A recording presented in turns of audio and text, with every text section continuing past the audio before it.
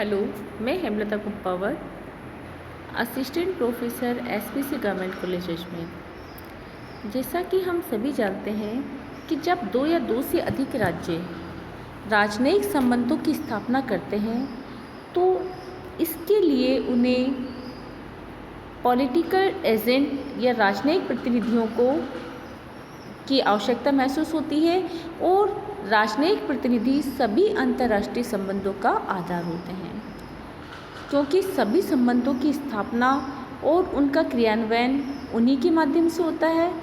राजनयिक प्रतिनिधि अपने देश की सरकार का भी प्रतिनिधित्व करते हैं और विदेशों में अपने देश के हितों की रक्षा करते हैं, नागरिकों की देखभाल करते हैं और दोनों देशों के बीच संबंध अच्छे बनाने का प्रयास करते हैं। राजनयिक कर्मचारियों के बहुत सारे कार्य होते हैं। जो राजनयिक प्रतिनिधि होते हैं, जब से स्वतंत्र राज्यों का जन्म हुआ तब से उनके बीच आपसी संबंधों का विकास हुआ और तभी से राजदूतों के आदान प्रदान की परंपरा विकसित हुई। इसका संस्थागत रूप में जो विकास हुआ 13वीं शताब्दी में माना जाता है और जो द्वैतीय संबंध होते हैं उसका सही मायने में तात्पर्य होता है राज्यों द्वारा जब राजनयिकों का आदान प्रदान किया जाता है और उन्हें सत्कारपूर्वक स्वीकार किया जाता है। तो इस प्रकार से राजनीतिक संबंधों की स्थापना होती है। राजनयिक जो व्यवहार होता है उसको हम अन्य नाम से भी जान सकते हैं कूटनीति या डिप्लोमेसी। राजनयिक व्यवहार के जो नियम होते हैं वो इस प्रकार से विकसित होते हैं जिनका स्वरूप सार्वदेशिक हो और जिन्हें सभी राज्य स्वीकार कर सकें। बहुत बार ये अनुभव भी किया गया है कि राजनयिक विदेश में रहकर अपने देश का सही प्रतिनिधित्व तथा अपने हितों की रक्षा तभी कर सकेगा जबकि उन्हें कार्य करने की पूर्ण स्वतंत्रता प्राप्त होगी, अपनी सरकार से संपर्क बनाए रखने की सुविधा हो और जहां वह स्थित हो वहां की सरकार से संबंध बनाने के लिए भी विशेष सुविधाएं और अधिकार प्राप्त हों। साथ ही ये समझा जाता है कि उन्हें विभिन्न प्रकार के जो कार्य करते हैं जो राजनयिक प्रतिनिधियों के द्वारा किए जाते हैं तो उसके लिए डिप्लोमेटिक ऑफिसेस बनाए जाएं और कार्यों का जो वैज्ञानिक विभाजन है और वितरण है वो सही ढंग से किया जाए। राजनयिकों को विशेष प्रकार की शिक्षा दी जाए, ट्रेनिंग दी जानी चाहिए। अभी तक राजनयिकों के जो पद व्यवहार हैं, शिक्षा है, ट्रेनिंग है आदि के बारे में यद्यपि कोई आचार संहिता या नियम नहीं है, लेकिन प्रथाओं और परंपराओं पर आधारित नियमों का ही प्रचलन होता है। इसी प्रकार से ये भी समस्या एक सामने आई जब इनके संबंधों का विकास हुआ कि किस भाषा को राजनयिक व्यवहार की भाषा बनाया जाए। वैसे ही कोई ज़्यादा बड़ी समस्या नहीं थी। प्रारंभ में लैटिन भाषा को राजनयिक व्यवहार की भाषा रखी गई, बाद में लैटिन का स्थान फ्रेंच भाषा ने ले लिया। वैसे परंपरा यह है कि सहभाषी देशों के साथ तो उसी भाषा में व्यवहार किया जा सकता है, लेकिन अन्य भाषाई देशों के साथ उस भाषा का प्रयोग किया जाना चाहिए जो सामान्य तौर पर की जाती है, समझी और प्रयुक्त की जाती है। वैसे आजकल अंग्रेजी भाषा सामान्य तौर पर थोड़ी बहुत हर देश में जानी जाती है। अब बात करते हैं हम कि जो राजनयिक अधिकारी हैं उनकी नियुक्ति कौन करेगा। तो राजनयिकों का जो आदान प्रदान किया जाता है तो वो उन देशों के द्वारा किया जाता है जो कि क्या हो, सार्वभौम राज्य हो। सार्वभौम जब राज्य होते हैं तो वही राजनयिकों का आदान प्रदान या राजनयिक संबंधों की स्थापना कर सकता है। अब प्रश्न ये होता है कि जो राजनयिक संबंध स्थापित करने के लिए राजनयिक प्रतिनिधियों की जो नियुक्ति की जाती है वो किसके द्वारा की जानी चाहिए। तो यह ऐसा होता है कि सभी जो देश हैं उनकी राष्ट्रीय विधि क्या कहती है उसी के अनुसार राजनयिक अधिकारियों की नियुक्ति की जाती है।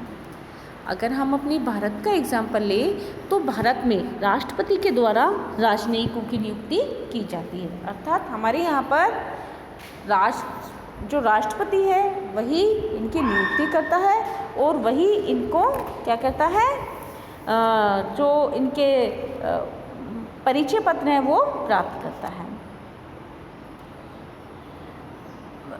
अमेरिका में भी इस अधिकार का प्रयोग राष्ट्रपति करता है, लेकिन वहाँ पर संविधान के अनुसार सभी नियुक्तियाँ सीनेट द्वारा स्वीकृत की जानी चाहिए। ब्रिटेन की अगर हम बात करें तो वहाँ की महारानी या मंत्रिमंडल के परामर्श से किया जाता है। वैसे प्रत्येक देश में एक स्थायी विदेश सेवा विभाग भी होता है और वरिष्ठता, योग्यता और अनुभव के आधार पर राजनयिकों की नियुक्ति की जाती है और पदोन्नति की जाती है, और इसके लिए खुली प्रतियोगी परीक्षा एवं ट्रेनिंग के आधार पर विदेशी सेवा नियमों के अनुसार की जाती है।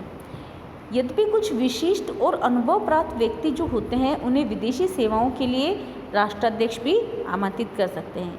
ये व्यक्ति विशेष अवसरों पर कॉन्फ्रेंसों तथा सम्मेलनों में राज्याध्यक्ष का प्रतिनिधित्व भी करते हैं। अब बात करते हैं हम राजनयिकों के वर्गीकरण की। तो ओपेनहाइमर ने इन्हें दो वर्गों में विभाजित किया है, राजनीतिक राजनयिक और विशेष राजनयिक। विशेष जो राजनीतिक राजनयिक होते हैं, इनकी नियुक्ति राजनीतिक एवं सरकारी स्तर पर वार्ता, विचार विमर्श, संधि वार्ता आदि के लिए की जाती है। जबकि जो विशेष राजनयिक होते हैं उनकी नियुक्ति विशेष अवसरों जैसे राज्याध्यक्ष के जन्मदिन, राज्याभिषेक, विवाहोत्सव, राष्ट्रीय पर्व आदि पर जब ये अपने देश की सरकार का प्रतिनिधित्व करते हैं तो उनके लिए की जाती है। राजनीतिक राजनयिकों को भी हम दो भागों में विभाजित कर सकते हैं। पहला है स्थायी और दूसरा है अस्थायी।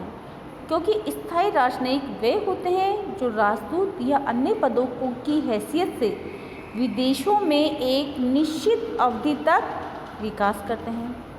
निवास की अवधि संबंधी नियम विदेश मंत्रालय द्वारा निर्धारित होते हैं। ये कर्मचारी विदेश सेवा से संबद्ध होते हैं। अस्थायी राजनीतिक राजनयिक के वे कर्मचारी हैं जिनकी नियुक्ति राज्याध्यक्ष द्वारा विशेष कार्यों के लिए की जाती है, और ये राजनयिक सुविधाओं एवं विशेषाधिकारों का प्रयोग केवल उसी समय तक करते हैं जब तक कि विदेशों में इनका मिशन पूरा नहीं हो जाता है। 19 मार्च 1815 को वियना में एकत्र राजनीतिक पक्षों ने 3 पदों के बारे में सहमति प्रकट की थी। पहला राजदूत, दूसरा राज्याध्यक्ष या प्रतिनिधि या विशेष दूत, और तीसरा कार्यदूत। इस वर्गीकरण के अंतर्गत राजदूत राज्याध्यक्ष द्वारा नियुक्त किया जाता था और राजदूत को राज्याध्यक्ष का प्रतिनिधि माना जाता था। वह अपनी सरकार की ओर से सीधे राज्याध्यक्ष से भेंट कर सकता था। इनके नाम के आगे सम्मानपूर्ण ढंग से महामहिम या हिज एक्सीलेंसी शब्द का प्रयोग किया जाता था। जो द्वितीय श्रेणी के दूत होते वह सम्राट या राज्याध्यक्ष द्वारा विशिष्ट कार्यों के लिए नियुक्त किए जाते थे, जैसे समारोह में अध्यक्षता या प्रतिनिधित्व के लिए। इनका राजनयिक पद केवल सम्मान का होता था, लेकिन विशिष्ट दूत को जो राजनीतिक अधिकार होते हैं क्योंकि राज्याध्यक्ष द्वारा उन्हें अति महत्वपूर्ण राजनीतिक वार्ता के लिए भेजा जाता है। उनका पद एवं विशेषाधिकार सिर्फ अस्थायी काल के लिए होते हैं। तीसरी श्रेणी के जो दूत होते हैं, कार्यदूत, की नियुक्ति सीधे विदेश मंत्रालय द्वारा की जाती है।